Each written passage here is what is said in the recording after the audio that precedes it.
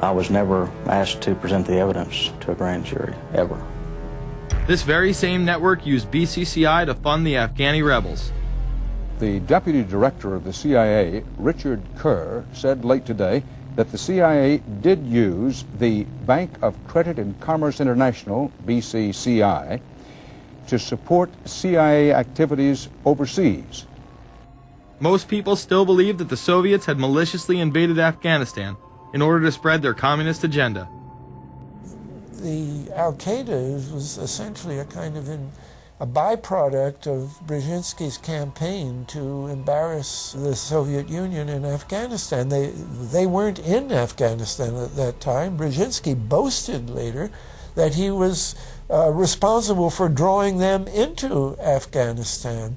And he did this extraordinary interview with Le Nouvel Observateur in France, and they said, but aren't you worried that you've created this whole new force of Al-Qaeda? And he said, oh, what's more important, a few crazed Islamists or the fall of the Berlin Wall? And they said, but you know, is there no danger? Aren't they dangerous? And he said, nonsense. He said all this in 1998. So I knew Brzezinski at McGill University. We were students together and took very small classes together. And in some ways he's bright, and in some ways he's kind of nuts. And he had the kind of nuttiness that made him attractive to the Rockefellers. Bin Laden and his network were actually funded by BCCI through U.S. covert operations. Well, the reason I bring it up, if you've ever heard any of our call-in shows, you know that we have people that think about the conspiracy theories of people like you. You would be a poster child for these people because you have served on the board of the Council on Foreign Relations. You helped start the Trilateral Commission, and you've been to the Bilderberger Group. Are people too close in this world, people in business, too close to the governments? Well, you know, there is such a thing as insidious influence. And the question is, how does it operate? Does it involve bribery? And does it involve some sort of psychological domination of individuals? I don't believe in this notion of some sort of secret societies controlling people. But of course, in any political system, there are sort of over-the-table and under-the-table arrangements. Arrangements that involved ruthless, illegal, and immoral activities in order to dominate humanity. Despite all of the evidence that has just been presented, this network would fall down the memory hole, even though 14 convictions were made in the Iran-Contra scandal. The continued cover-up would be made possible by George H.W. Bush.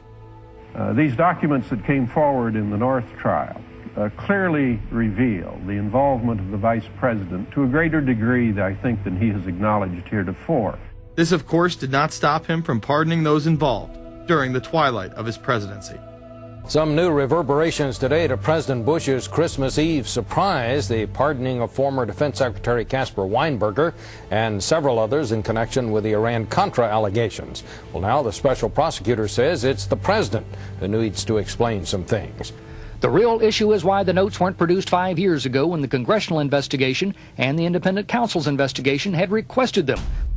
Because high-level political officials scrambled to limit the investigation and establish plausible deniability for the upper echelons of the network, including Bush himself. So who is this guy, and how did he come to power? To understand that, we must first take a look at his father, Prescott.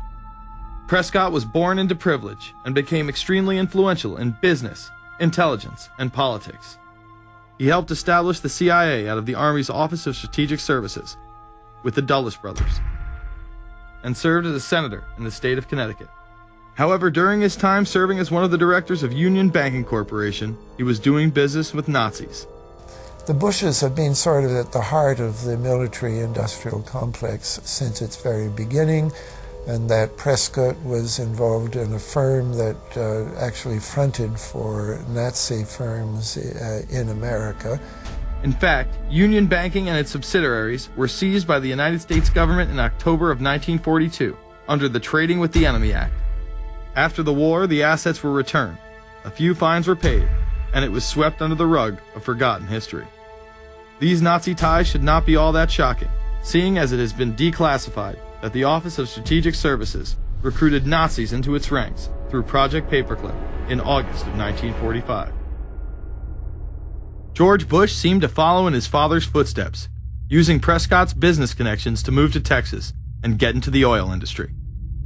He would first attain political office as a Texas congressman in 1966, but then lose his bid as a Texas senator in 1970. It was at this time that Nixon appointed Bush as an ambassador to the United Nations. According to official accounts, Bush then began work with the CIA as its director in 1976. Evidence suggests that Mr. Bush and the CIA actually had a much longer-standing relationship.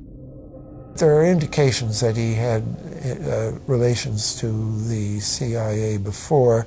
There's a very strange memo, and the names are George Bush.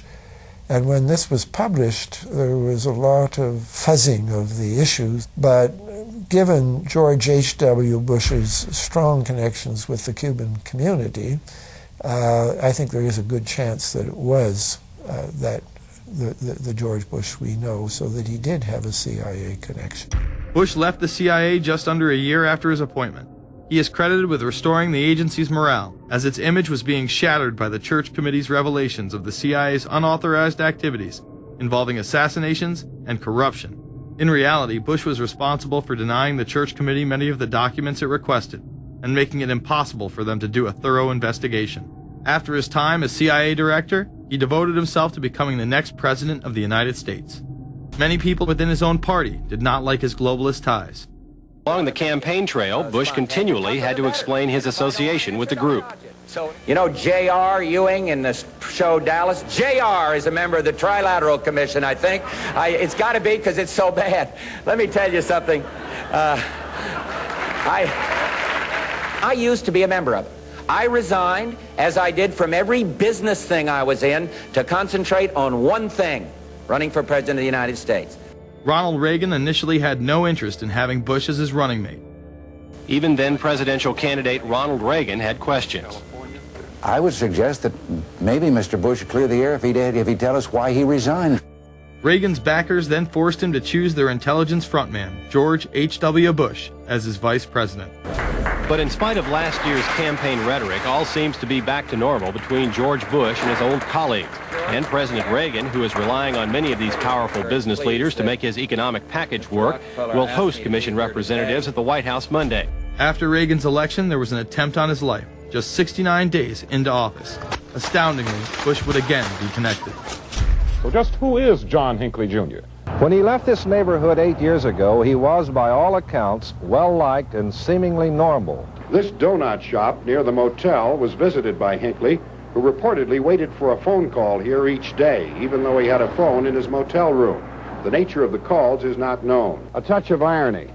The young man walking with the elder Hinckley is 30-year-old Scott Hinckley, John Jr.'s brother. He and Vice President Bush's son, Neil, are friends. They had planned to have dinner together in Denver tonight. The plans have been canceled. We were told Hinckley was a madman acting alone. If that was the case, why was he making phone calls from a payphone down the road instead of his hotel room? Why was the would-be assassin's brother a family friend of the man who stood to gain the presidency? While Reagan led the nation in the public eye, Bush exploited his power through the largely unknown Continuity of Government Directive. In the United States federal government, there is a super-secret agency which controls this shadow government. The National Program Office allowed Bush and his network to attain executive emergency powers. Ronald Reagan authorized the National Program Office when he signed a top-secret directive in 1982. Oliver North was one of the key officers responsible for the program's startup. Under the NPO's direction, 4 agencies were charged with execution of the Doomsday Plan: the CIA, the Departments of State and Defense, and the Federal Emergency Management Agency.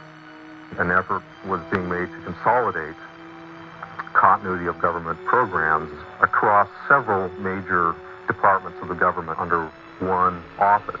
After 8 years of secret wars, covertly sponsored revolution and assassination had advanced globalist interests and allowed Bush to achieve his lifelong dream by becoming the 43rd president of the United States.